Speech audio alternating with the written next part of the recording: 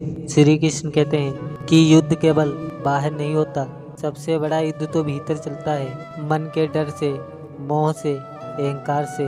जब तक तुम इस युद्ध में विजय नहीं होते तब तक बाहरी दुनिया हर कदम पर डराएगी, लेकिन जब तुम मन को स्थिर कर लोगे तो कोई भी परिस्थिति तुम्हें हिला नहीं सकती।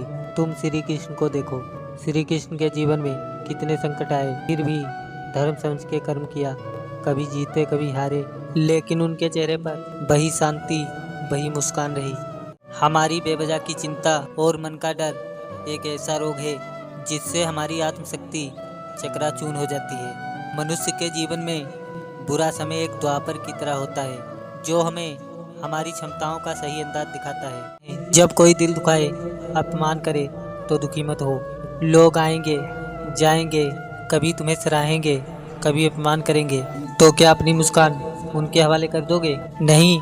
सोचो जरा, जब बचपन में खेलते थे, गिरते थे, गिरकर उठ जाते थे, खिलौना टूट जाता था तो रोते भी थे, मगर अगले ही पल मुस्कुराने लगते थे।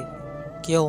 क्योंकि उस समय हमें समझ थी कि असली आनंद हमारे भीतर है। इसलिए जब भी कठिनाइयाँ आए, खुद को समझाओ, मैं अपने जीवन का केंद्र हूँ, मुझे कोई तोड़ नहीं सकता, ना कोई प्रशंसा छीन सकता है।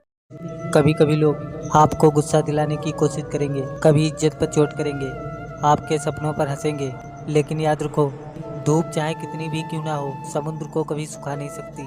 ठीक उसी तरह अगर आपका मन शांत है तो दुनिया की कोई भी ताकत तुम्हें हिला नहीं सकती। गुस्सा हमेशा कमजोरी है और शांति सबसे बड़ी ताकत। जो इंसान चुप रहकर मुस्कुरा सकता है वही असली विजेता है। लोगों की बातों का जवाब हमेशा शब्दों से नहीं देना होता, बल्कि अपनी सफलता से देना होता है।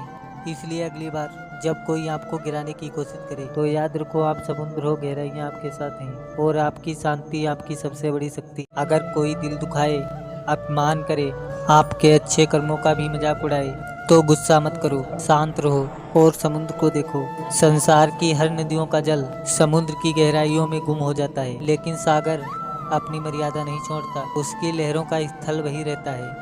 उसी तरह याद रखो, आप समुद्र हो, गहराइयाँ आपके साथ हैं और शांति सबसे बड़ी। श्री कृष्ण कहते हैं, रोना बंद करो और अपनी तकलीफों से लड़ना सीखो।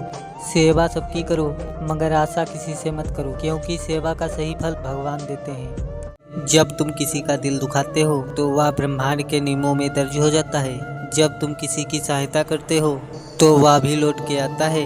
यही जीवन का सिद्धांत है, जो बोओगे वही काटोगे। श्री कृष्ण कहते हैं, कर्म करते चलो, लेकिन समझकर, भावनाओं में बहकर नहीं, लोभ में फंसकर नहीं, अहंकार में डूबकर नहीं। बहुत लोग सोचते हैं कि मैंने क्या बिगाड़ा है, लेकिन उन्हें यह नहीं दिखता कि कब अपने माता पिता का अपमान किया, कब जीवन साथी की भावनाओं को कुचला। ये छोटे छोटे कर्म जो उन्हें आसान लगते हैं, वही भविष्य में सामने खड़े हो जाते हैं। यदि कोई भी पशु किसी की हत्या करता है तो उसे पाप नहीं लगता। यदि कोई मनुष्य पशु की हत्या करता है तो उसे पाप लगता है। क्यों? क्योंकि पृथ्वी लोक पर समस्त प्राणियों में केवल मनुष्य एक प्राणी है जो अच्छे बुरे की पहचान रखता है। दूसरा कोई प्राणी ऐसा नहीं कर सकता। इसी तरह यदि सांप किसी को कारण डसले तो उस सांप को उसकी हत्या का पाप नहीं लगता। या बकरी को देख लो, बकरी किसी की हत्या नहीं करती, इस कारण वो पुण्य की भागी नहीं बनती। पाप पुण्य का लेखा जोखा केवल मनुष्य का बनता है। जीवन में जो कुछ भी करें संपूर्ण के साथ करें। धर्म का पालन करें तो राम की तरह, प्रेम करें तो मीरा की तरह, प्रतीक्षा करें तो सबरी की तरह, भक्ति करें तो हनुमान की तरह, शिष्य बने तो अर्जुन के समान और मित्र बने तो श्री कृष्ण के समान।